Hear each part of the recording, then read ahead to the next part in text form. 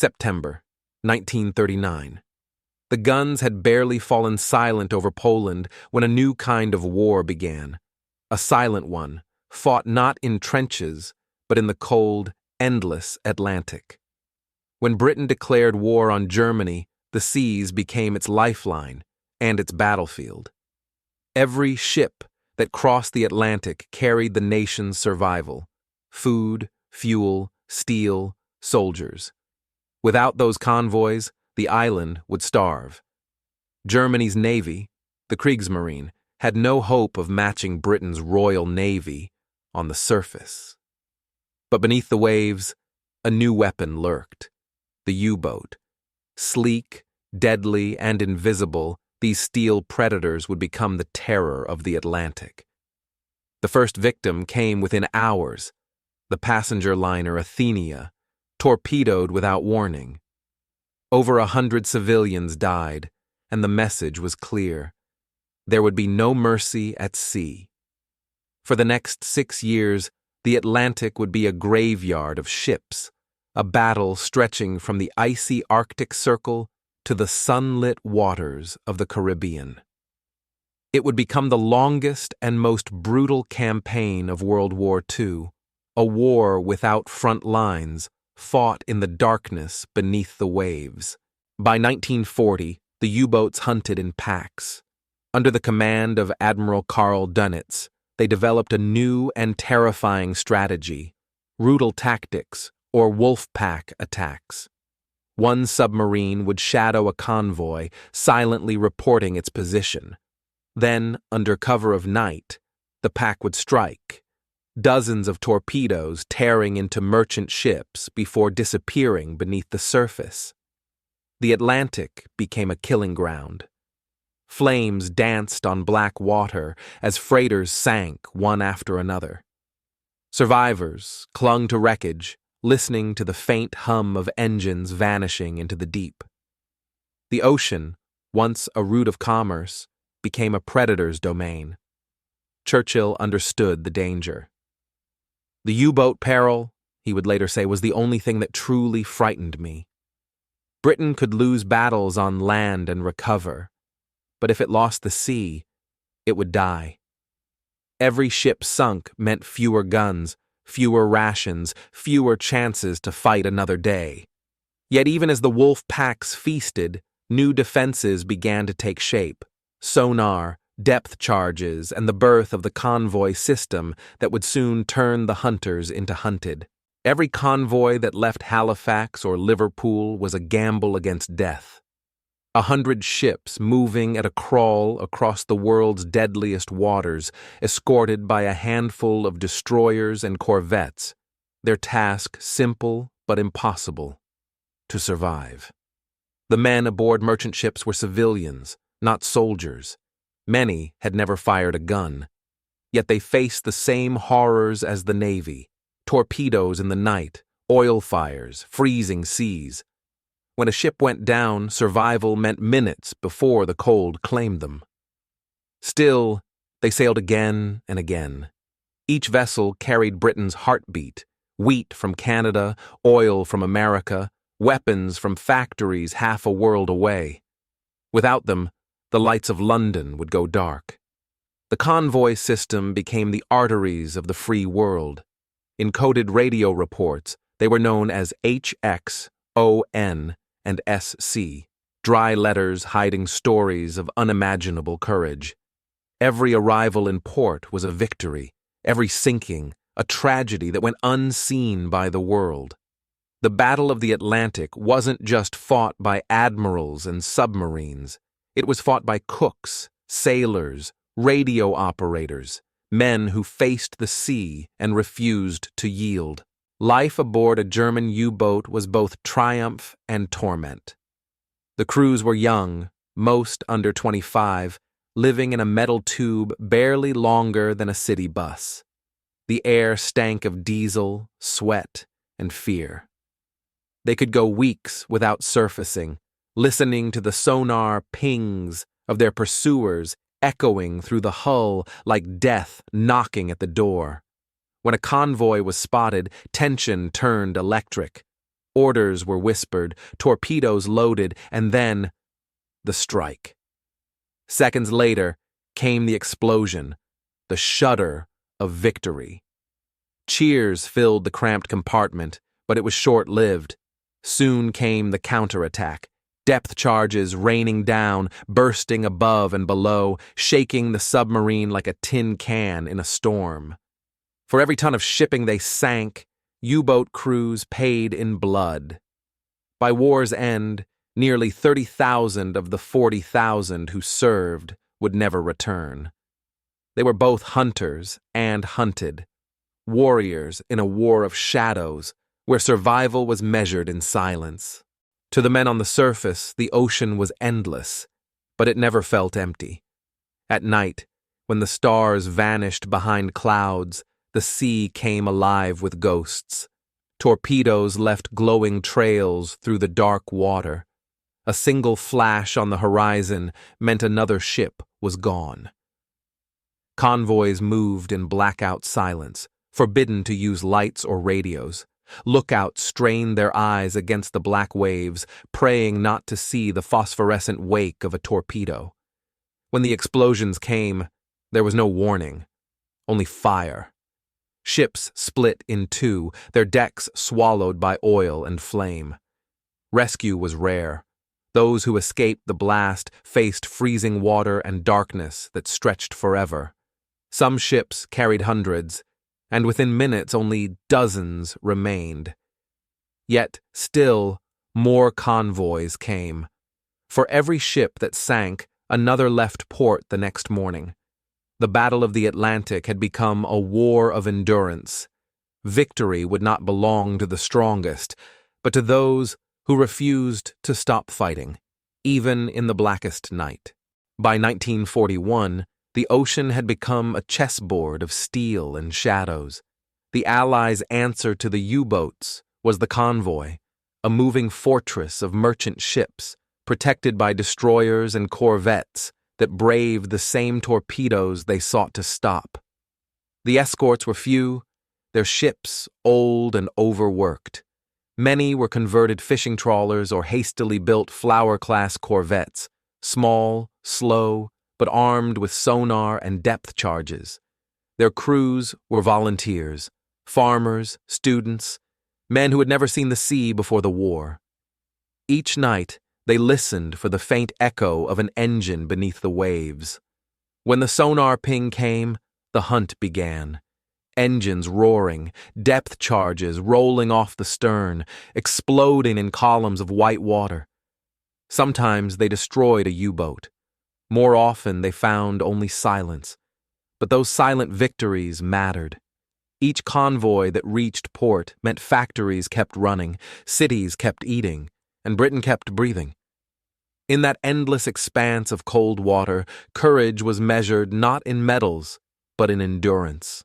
Even as Britain celebrated small victories, the Prime Minister knew the truth. The Battle of the Atlantic, Churchill confessed, was the only thing that ever really frightened me. Every day he read reports of sunken tonnage, 50,000 tons, 100,000 tons, sometimes more. Merchant losses were rising faster than they could be replaced. Britain's lifeline was being choked, one convoy at a time. The enemy beneath the waves was not just deadly, it was invisible. The U-boats could strike anywhere, vanish at will, and reappear hundreds of miles away. Britain was losing ships faster than America could build them. If the trend continued, the island would starve before the year was out. Churchill's war cabinet called it the battle for bread. Every loaf eaten in London, every drop of oil burned by a Spitfire, had crossed the Atlantic under fire. The outcome of the entire war now depended on the courage of sailors, and on the scientists racing to invent new ways to fight an enemy they could not see. In 1942, the U-boats were winning. Their wolf packs expanded across the ocean, striking from the Caribbean to the Arctic. Yet beneath the chaos, change was coming. Allied technology was catching up. New long-range aircraft, the Liberators, closed the deadly Black Pit, the stretch of mid-Atlantic, once beyond the reach of air patrols. Radar grew sharper, sonar more precise, and codebreakers at Bletchley Park began intercepting U-boat communications before they struck. For the first time, the hunters were being hunted. Convoy escorts used radio triangulation, huff-duff, to track enemy transmissions. Ships turned the tables, ambushing submarines before they could fire. The Atlantic, once a graveyard, became a trap for the Kriegsmarine. But the victory was not yet secure. Each gain was paid for in lives, in the screams of sinking sailors and the smoke of burning tankers. The tide was turning, but the storm had not passed. The men of the Royal Navy had learned that victory in the Atlantic would never come in a single battle, only in 1,000 small ones, fought in the cold, the dark, and the silence. Deep in the English countryside, in a mansion called Bletchley Park, mathematicians and linguists waged their own invisible war. Their battlefield was paper and code. Their weapons were logic and perseverance. At the center of it all was one impossible challenge: breaking Enigma, the German cipher that directed the wolf packs. For years, the U-boats seemed to anticipate every convoy. Their attacks were too precise, their timing too perfect. Until one night in 1941, when the Royal Navy captured the U-110 and recovered an intact Enigma machine. It was a miracle of luck and courage.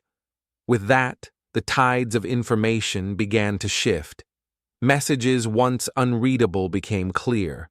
Bletchley's ultra-intelligence began feeding the Admiralty real-time locations of U-boats.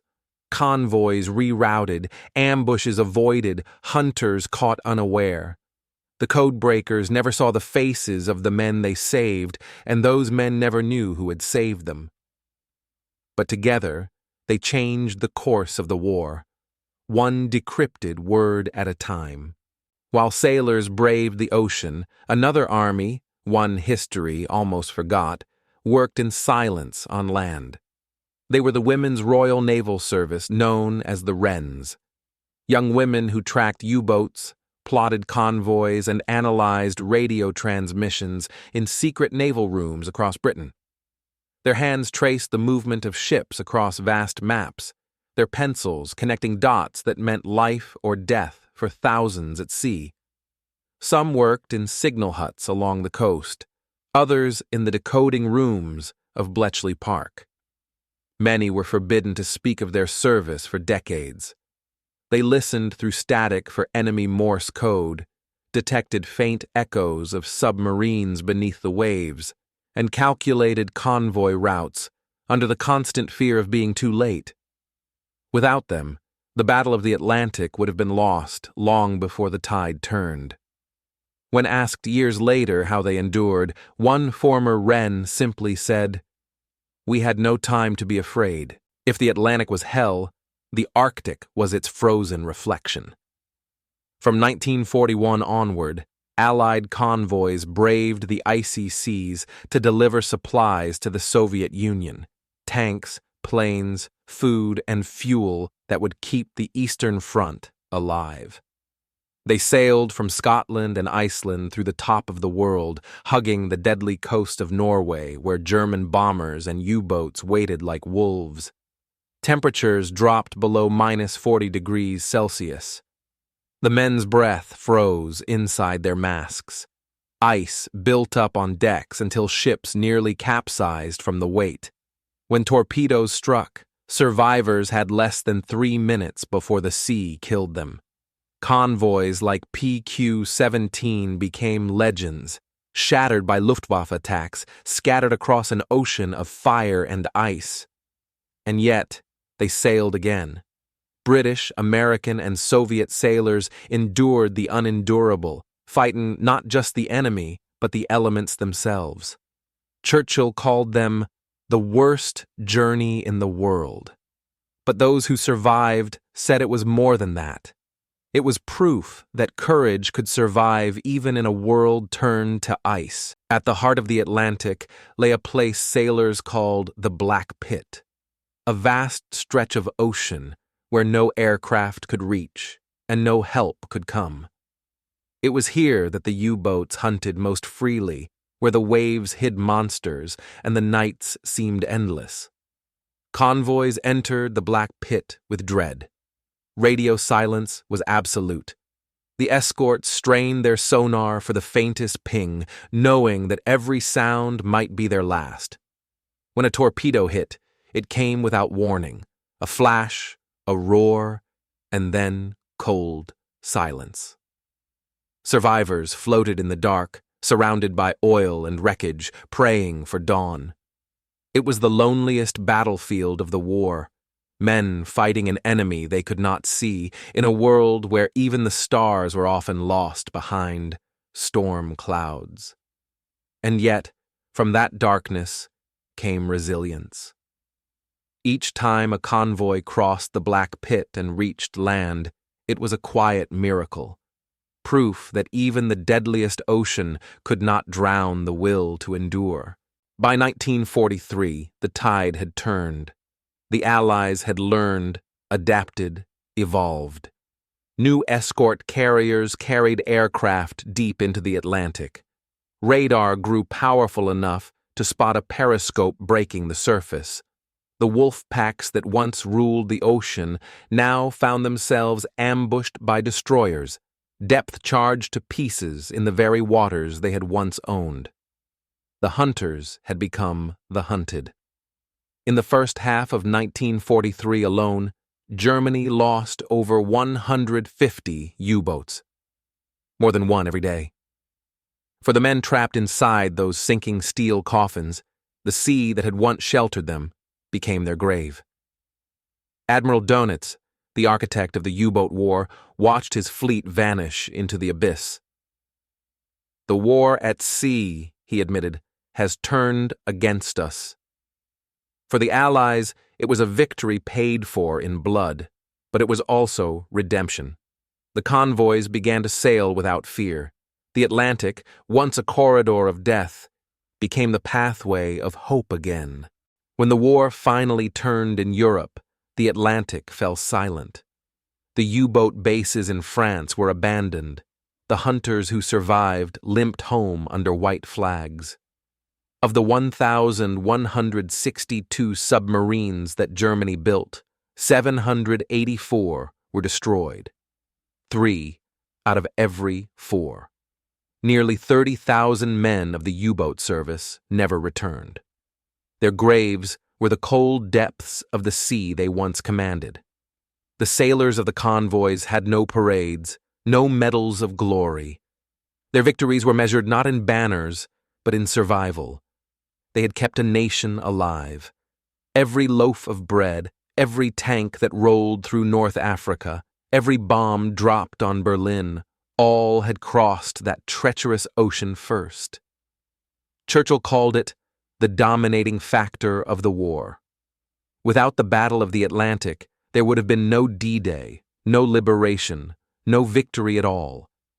It was the war that fed every other war, and it was won beneath the waves. Today, the Atlantic is peaceful again, but far below its calm surface lie the rusting bones of that endless struggle, tankers, destroyers, submarines, each one a time capsule of courage and loss.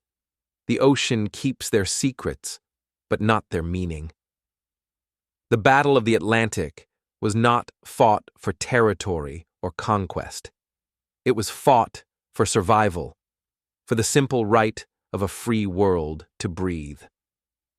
From the convoys that crossed through fire to the U-boat crews who vanished into the deep, every man who faced that ocean shared one thing: defiance against the impossible. Even now, the waves whisper their names, and when the sun sets over the North Atlantic, turning the water to gold, it's easy to imagine the ghosts of those ships still sailing, silent, eternal, unbroken. The war beneath the waves never truly ended. It simply became memory and legend.